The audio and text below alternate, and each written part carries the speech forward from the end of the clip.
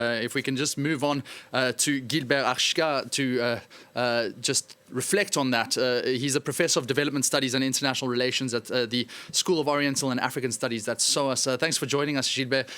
We just heard there from Dani Maki from Damascus about speaking to that rebel fighter, if we could say, who just said that it's all about taking out Assad and letting the politics take over. Can those words be trusted? I'm not sure, unfortunately. I'm not sure we can trust anything like this, because actually it's not the first time that Hayat Tahrir al-Sham, HTC, as it is now known, has tried to give an impression of moderation. But this has not prevented the situation in the Idlib province, where they were dominating, to turn into a mass movement demanding the downfall of Julani, the leader of HTC, and protesting against repression, against conditions created there. So it's normal in a sense that they try to be reassuring at the time when they are spreading much beyond their ability, because as a military force, they are not large enough to control all of Syria. And so they had to show this kind of moderation also to facilitate the downfall of the regime, because people then had some confidence in getting rid of the regime forces. But this is not enough to give any real confidence in what might happen in the future. Is democracy a possibility, though? Well, let us wish so, but HTC is definitely not a democratic force. And Syria is a total patchwork today. I mean, before speaking of democracy or anything like this, just look at what it is. I mean, aside from the part of Syria that is that is occupied by Israel since 1967, and we know that Israel is seizing now the present condition into expanding into the buffer zone that existed in the Golan. We are seeing Israel bombing some military facilities in Syria to prevent the rebels from seizing them. You have this HTC territory, you have Turkish controlled territory, you have a big part of Syria, the northeast, which is under the control of the Kurdish movement. You have some sections in the south where you have rebel forces linked to the United States or backed by the United States, and you have a province, that of Soeda, where you have a genuine, this is the only one, where you have a genuine popular uprising from the local population.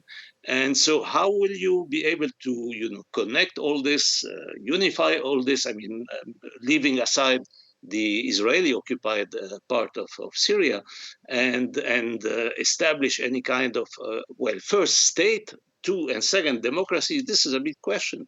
I mean, how to rebuild a state apparatus, because the kind of state apparatus that you have, or you had in Syria until now, is much more like the one you had in Libya. And when it collapsed, with the collapse of the dictatorship in Libya, you saw what you got. It was, and it still is, extremely difficult to rebuild. There is no unified Libyan state, and that's the big question about Syria for the future. Gilbert, thanks so much. I'm going to turn to Catherine Norris-Trent, because you were nodding your head, remembering Libya. Oh, yes. Very much fresh in your mind. In terms of similarities, and in terms of the same emotions, is this going to be the same, or is there a space where this can really be something different and a new future for Syria? Well, we've got to hope for Syria that it doesn't go down the Libyan route, because that today is still in chaos. 13 years, nearly 14 years after the overthrow of Muammar Gaddafi. I was in Tripoli, the Libyan capital, the night that the rebels drove into town there, and the Libyan forces melted away, and they were tearing down the posters of Gaddafi, much as we've seen people tearing down the posters of Assad and knocking over statues of his father. And there was this initial sense of elation and positivity. Elections were organised, there were female candidates, civil society started springing up, and yet it descended into chaos, very, very sadly, and it still is today, despite wonderful civil society activists and lots of initiatives. These warring militias and power struggles between different tribes, people from different areas, hasn't stopped. And so today it is a security danger zone, very difficult to move around the country, basically split into different parts. Now, there are differences between the Libyan experience and what's happening in Syria. Libya was mainly united on a sectarian front. It was only mainly Sunni, a few Sufis who were the target of some abuse, but they didn't have that, and yet they still managed to go to war. I mean, Gaddafi had done the divide and rule situation. He'd mastered that, so he'd created these warring tribes. We'll have to wait and see whether the different parts of Syria's very diverse population can come together. There are Christians, there are Alawites, there are Druze, there are Sunnis, and these different militia as well now have different aims. And what had been uniting them until present was the common enemy of Assad. Now that he's gone, and very suddenly they haven't had chance to plan for a day after, will they be able to stick together? Of course, I forgot the Kurds also further in the northeast of Syria. It's a very, very complex picture. But they've had time to see what happened in Libya and other states like that where things have gone very badly wrong. And so many Syrian people, of course, don't want that. There are not perhaps the same international interference. This is being done. I mean, there are international players, don't get me wrong, but I think to a different extent. And there are Syrian actors on the ground who are trying to seize power rather than just bringing in a new political class completely from abroad, from exile. So perhaps there are reasons to hope, but it's dangerous ground, and I, again, sincerely hope it doesn't go down the Libyan road. We do hope that there's an education from that experience in the region, and also for external players, as you mentioned, like Washington and the United States. And we have had some reaction from Joe Biden, the current sitting US president. This is exactly what he had to say regarding the situation. After 13 years of civil war in Syria, more than half a century of brutal authoritarian rule by Bashar Assad and his father before him, rebel forces have forced Assad to resign his office and flee the country. This regime brutalized and tortured and killed literally hundreds of thousands of innocent Syrians. The fall of the regime is a fundamental act of justice. It's a moment of historic opportunity for the long-suffering people of Syria to build a better future for their proud country. It's also a moment of risk and uncertainty. An historic opportunity, that's how Joe Biden has phrased it. And we can get more reaction on that with Fraser Jackson, our Washington correspondent. Fraser, Joe Biden also saying the US will work with its partners there to help Syria manage the risk of Syria without Assad. How are we looking at Washington's involvement, especially given the words of Donald Trump, which are somewhat contrary? Yeah, well, of course, Joe Biden's words are clearly important. He's still president for the next 6 weeks, but he is also president only for the next 6 weeks. And a lot of people will be looking also at what Donald Trump has said. Now, he has sent out a couple of posts on his platform, Truth Social. He gave one in the immediate aftermath of the news that broke late last night. And he said, Assad is gone. He has fled the country. And then he took a rather rare swipe at Russia. He said his protector, Russia, was not interested in protecting him any longer. He said as well, Russia and Iran are in a weakened state right now, one because of Ukraine and a bad economy, and the other because of Israel and its fighting success. He then continued, I know Vladimir Putin well. This is his time to act. Well, of course, those words somewhat echoed by Joe Biden, especially the weakened state of Iran and Russia. Joe Biden taking credit almost for the fact that these these three powers, mainly Hezbollah, Iran and Russia, could not really come to the defense of Assad anymore because of US intervention in places like Israel, backing them up with weapons, and also Ukraine. Joe Biden, of course, is on the way out. He has just 6 weeks left of his presidency, and he's looking to try to cement his legacy in American history. So this is one brick of the wall that he will be building to lay out his legacy, and that has also been backed up by various senior administration officials that we are talking to as well. So the future of the American picture in the Middle East as well also coming into focus, but we're going to be waiting to hear from Donald Trump more because, of course, it's he that is going to be in charge of the Oval Office come January 20th. Fraser Jackson, thanks so much. We're going to head back to Gilbert now and just ask him for a reflection on that.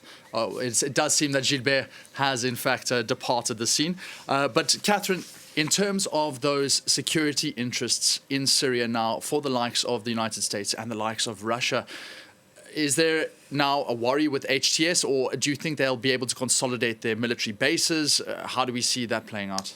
Yeah, so both the US and Russia are likely very worried about what happens next.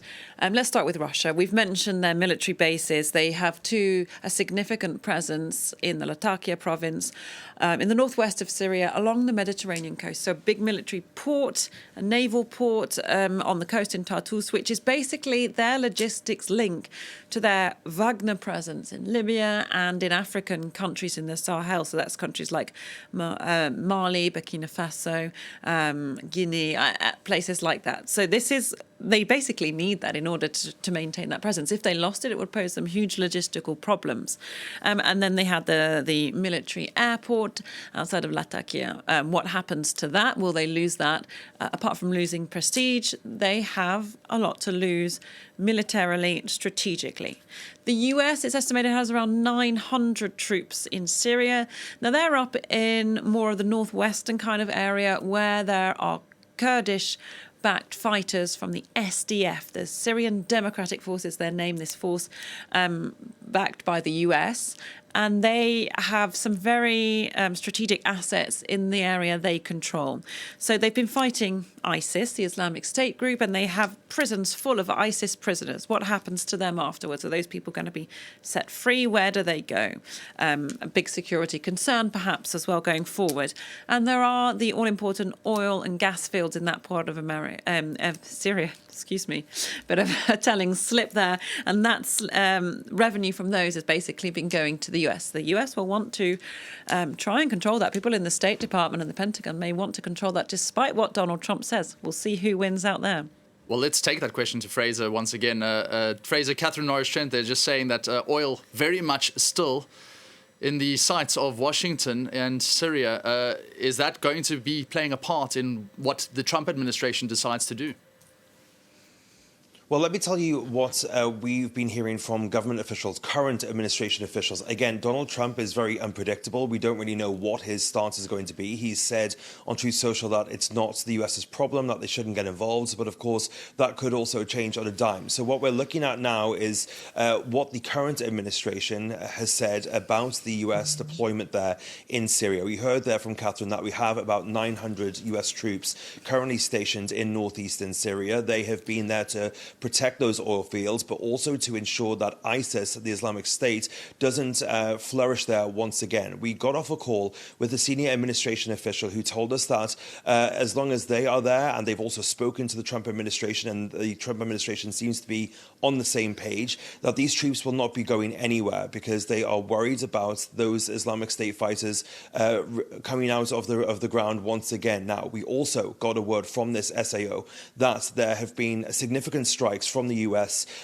on the same day that this toppling of Assad took place. There was a gathering, we are told, of over 75 Islamic State fighters and contacts there that have been thwarted by the US. 75 individual targets were targeted by this strike from the US, which involved over 140 munitions fired by F-15 fighters as well as B-52 bombers and A-10 planes as well. So the US still making sure that the US US involvement is still there, still active. But of course, they were also engaging with other parts of the Syrian landscape to ensure a peaceful transfer of power now that the Assad regime has been toppled. And Washington senior sources say Syria's future will be written by Syrians. There's going to be no blueprint from Washington, this just coming out. Fraser, thank you so much. And Catherine, again, thank you. And thank you to all our guests. There's more coming up on Syria here on France 24. So please stay tuned for all the latest.